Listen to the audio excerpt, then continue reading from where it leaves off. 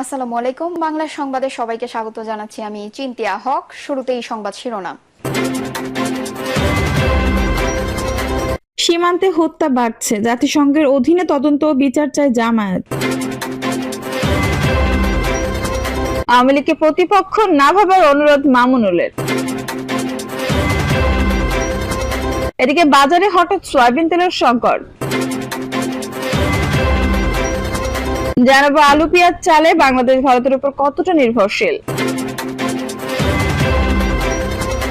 আগরতলায় হাই কমিশনে হামলার প্রতিবাদ, লং মার্চের চিন্তা বিএনপির ৩ সংগঠনের। এবং সর্বশেষ জানাবো সৌদির প্রবাসী কর্মীরা বেতন না পেলে শাস্তি পাবেন নিয়োগকর্তা। দর্শক শুনছিলেন সংবাদ শিরোনাম, এখন বিস্তারিত।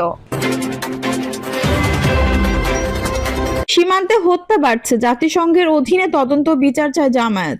সীমান্তে বাংলাদেশের নাগরিক হত্যা বন্ধ এবং বিগত সময়ে ভারতীয় বাহিনীর গুলিতে হত্যাকাণ্ডের সব ঘটনা জাতিসংঘের অধীনে তদন্ত ও বিচারের দাবি জানিয়েছে বাংলাদেশ জামায়াত ইসলামী। বিবৃতিতে বলা হয়েছে, গত 6 ডিসেম্বর ভোরে ভারতীয় সীমান্তরক্ষী বাহিনী আনোয়ার হোসেন নামের এক বাংলাদেশি যুবককে অন্যায়ভাবে গুলি করে হত্যা করেছে।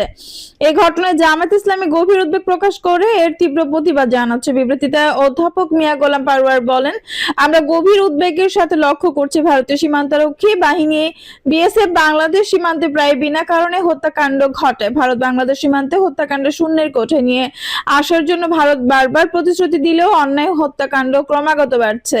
তিনি বলেন, বাংলাদেশ ভারত সীমান্তে বাংলাদেশি নাগরিক হত্যার ঘটনা বারবার ঘটলেও একটি হত্যাকাণ্ডের তদন্ত ও বিচার কাজ সম্পন্ন হয়নি। সীমান্তে বাংলাদেশি নাগরিক হত্যার সব ঘটনা জাতিসংঘের অধীনে তদন্ত ও বিচার দাবি করছে। এ ব্যাপারে প্রয়োজনীয় পদক্ষেপ গ্রহণ করার জন্য বাংলাদেশ সরকারের প্রতি আহ্বান জানায়। তিনি আরো বলেন, বাংলাদেশের জনগণ সবসময় প্রতিবেশীদের থেকে বন্ধুসুলভ আচরণ কামনা করে। আমরা আশা করব ভারত সরকার সীমান্তে হত্যাকাণ্ড বন্ধ করবে।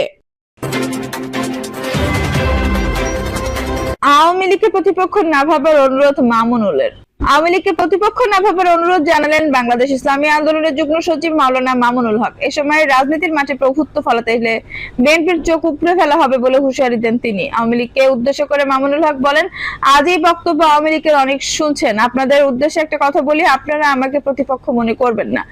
আপনাদের আজ একটা উপদেশ দিয়ে যাই, সেটা হলো আপনাদের অনেক ভুল আছে, এটা তো মানবেন। ভুল ত্রুটি সবার থাকে, আমাদেরও ভুল আছে। আপনাদের সবচেয়ে বড় ভুল 50 বছর ধরে করে আসছেন। আশা করি এবার হোঁচট খাওয়ার পর একটু হুঁশ ফিরবে, আপনারা সেই ভুলটা সংশোধনের চেষ্টা করবেন। তিনি বলেন, আওয়ামী লীগের সবচেয়ে বড় ভুল হলো আলেমদের কাছ থেকে কোনো রাজনৈতিক কথা সহ্য করতে না পারা। আলেমদের কাছ থেকে তারা মাসলা মাসাইল শুনতে পছন্দ করেন, আলেমদের কাছ থেকে তারা খতম পড়াতে পছন্দ করেন, আলেমদের কাছ থেকে তারা ওয়াজের সুর শুনতে পছন্দ করেন। কিন্তু আলেমরা যখন কোরআন সুন্নাহর আলোকে রাজনৈতিক কোনো কথা বলেন, তখন সেটা তারা শুনতে পছন্দ করেন না। এই নিয়ে আপনাদের সঙ্গে আমাদের বহু বাধা হয়েছে, আপনারা আমাদের কণ্ঠ চেপে ধরতে চেয়েছেন। মামুনুল হক বলেন, আমার কথা যদি আপনাদের ভালো মনে হয়, তাহলে হয়তো আগামী দিনে আপনারা রাজনীতিতে পুনর্বাসিত হবেন। এখন এই ভুলটা সংশোধন করে আসবেন।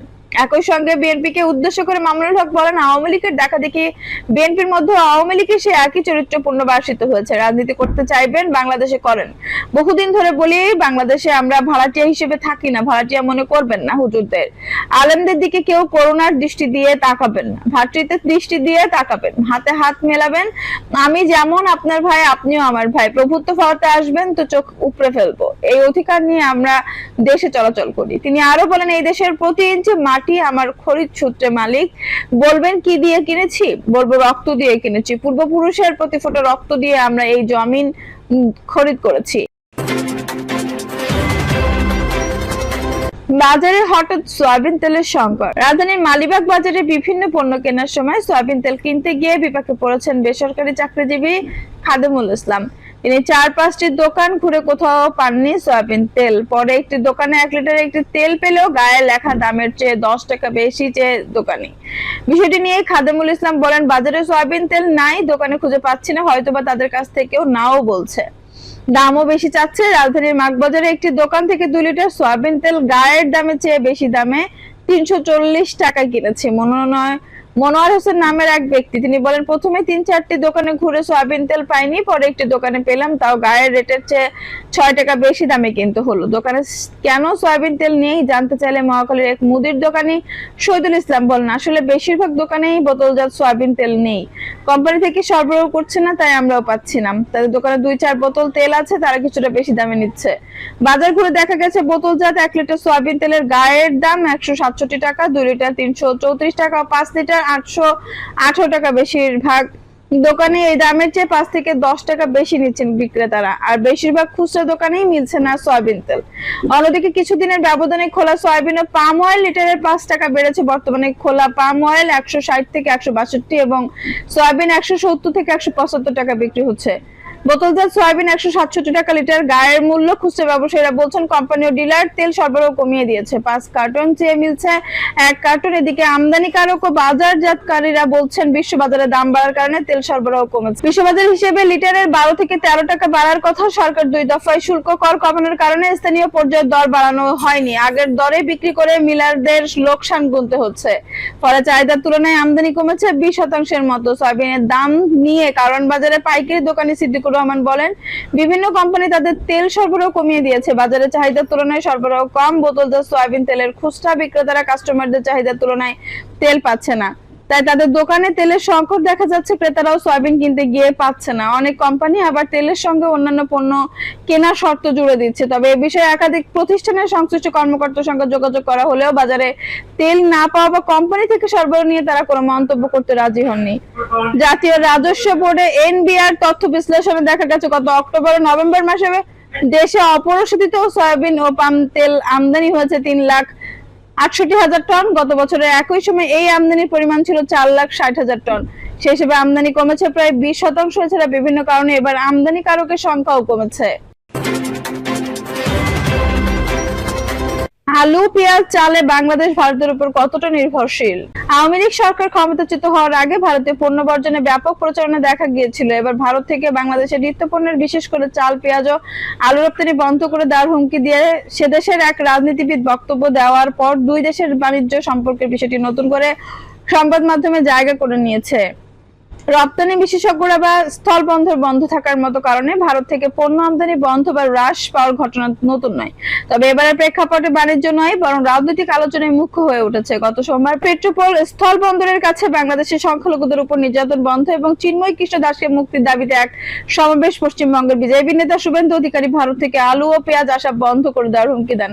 এতে আগে থেকে আলোচনায় থাকা এই ইস্যুটি নিয়ে সামাজিক মাধ্যমেও তর্ক বিতর্ক বাড়ে। এদিকে বাংলাদেশ অর্থ উপদেষ্টা সালাউদ্দিন আহমেদ বলেছেন, তাদের রাজনৈতিক বক্তব্য যাই হোক, তাদের ব্যবসায়িক স্বার্থ দেখতে হবে, যে কারণে বাণিজ্যিক সম্পর্ক প্রভাব পড়বে না বলে মনে করেন সালাউদ্দিন আহমেদ।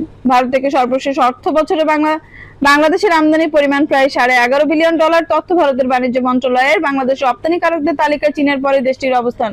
কিন্তু উল্লেখিত 3 পণ্য আলু, পেঁয়াজ ও চালের ক্ষেত্রে ভারতের উপর আদালতে কতটুকু নির্ভরশীল বাংলাদেশ? 2023 সালের আগে কখনো আলু আমদানি করা হয়নি। দেশটি বরং আলু রপ্তানি করত। দাম নিয়ন্ত্রণের জন্য ওই বছরের অক্টোবরে প্রথমবারের মধ্যে আলু আমদানির সিদ্ধান্ত নেয় সরকার। ভারতের বাণিজ্য মন্ত্রণালয় তথ্য বলছে, 2023-24 অর্থ বছরে দেশটি থেকে $17 লাখ আলু আমদানি হয় বাংলাদেশে। ওই অর্থ বছরে বাংলাদেশে আলু উৎপাদনের লক্ষ্যমাত্রা ধরা হয়েছিল 1,16,00,000 মেট্রিক টন।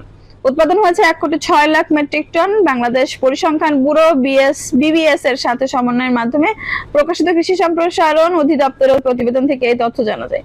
তবে দেশে আলুর চাহিদা প্রায় 80 লাখ মেট্রিক টন, অর্থাৎ উৎপাদন চাহিদার তুলনায় কম নয়। আলু যেহেতু কোল্ড স্টোরেজ রাখা যায়, এই সুযোগটা ব্যবসায়ীরা কাজে লাগায়, মজুত করে রাখে বলেছিলেন বাংলাদেশ কৃষি বিশ্ববিদ্যালয়ের কৃষি অর্থনীতিবিদ বিভাগের অধ্যাপক আহসেন জাহান। এর ফলে দাম বৃদ্ধির ঘটনা ঘটে, যে কারণে আমদানির দিকে যায় সরকার। আলু যদি সরাসরি বাজারে দিয়ে দিতে পারত কৃষক, অর্থাৎ সরবরাহ যদি স্বাভাবিক থাকতো, আমদানির নির্ভরশীলতা কমানো যেত বললেন অধ্যাপক জাহান। 2023-24 অর্থ বছরের জন্য 37 লাখ মেট্রিক টন উৎপাদন লক্ষ্যমাত্রা নির্ধারণ করেছিল কৃষি সম্প্রসারণ অধিদপ্তর। সেই লক্ষ্যমাত্রার বিপরীতে প্রায় 38 লাখ মেট্রিক টন পেঁয়াজ উৎপাদিত হয়েছে এবছর। কিন্তু এবছরও ভারতের বাণিজ্য মন্ত্রণালয়ের পেঁয়াজ, রসুন জাতীয় পণ্যের রপ্তানি হিসেবে দেখা যাচ্ছে। প্রতিবেশী বাংলাদেশে প্রায় $20 কোটি পণ্য পাঠিয়েছে তারা। বাংলাদেশে বার্ষিক পেঁয়াজের চাহিদা 27-28 লাখ টন। 2023 সালের ডিসেম্বর থেকে এক সাক্ষাৎকারে এই তথ্য জানিয়েছিলেন মশলা গবেষণা কেন্দ্রের তৎকালীন প্রধান বৈজ্ঞানিক কর্মকর্তা শৈলেন্দ্রনাথ মজুমদারের মতে এর পুরোটাই দেশে উৎপাদিত পেঁয়াজ দিয়েই পূরণ করা সম্ভব, তবু কেন আমদানি করতে হয়? কৃষি অর্থনীতিবিদ হাসানিন জাহান বলেন, পেঁয়াজের বেলায় প্রজেকশন পূর্বাভাস ঠিকমতো করা হয় না। কৃষক হয়তো এক বছরের দাম পাচ্ছে না, ফলে পরের বছর দাম কম চাষ করে কিংবা এক বছর দাম বেশি পেলে পরের বার চাষের পরিমাণ বাড়ে, ব্যাখ্যা করেন তিনি। তথ্যের ঘাটতি না থাকলে এবং অভ্যন্তরীণ সরবরাহ বাজারের ব্যবস্থা তদারকি ঠিকমতো করা গেলে আমদানি এড়ানো যেত বলে মনে করেন তিনি। আওয়ামী লীগ সরকারের সময় দেশকে ধান চালের নিরিখ খাদ্যশস্যে স্বয়ংসম্পূর্ণ বলে দাবি করা হতো, কিন্তু তারপরও চাল আমদানি থেকে থেমে থাকেনি। ভারত থেকে বাংলাদেশের চাল আমদানির তথ্যে বছর ভেদে ব্যাপক পার্থক্য দেখা গেছে। একের বছরে আমদানির পরিমাণ এক এক রকম। ভারতের বাণিজ্য মন্ত্রণালয়ের তথ্য বলছে 2023-24 অর্থ বছরে $1.5 কোটি চাল রপ্তানি করা হয়েছিল বাংলাদেশ। তবে এর আগে অর্থ বছরে $31 কোটি চাল বাংলাদেশে রপ্তানি করা হয়। সর্বশেষ অর্থ বছরে কৃষি সম্প্রসারণ অধিদপ্তর নির্ধারিত লক্ষ্যমাত্রা ছিল 4,34,00,000 মেট্রিক টন। উৎপাদন হয় 4,20,00,000 মেট্রিক টন। দর্শক, এই ছিল এখনকার সর্বশেষ সংবাদ। নিউজটি ভালো লাগলে অবশ্যই একটা লাইক দিন, কমেন্টে আপনার মূল্যবান মতামত জানান। সবসময় আমাদের পাশে থাকতে সাবস্ক্রাইব করে বেল বাটনটি অন করে রাখুন। ধন্যবাদ।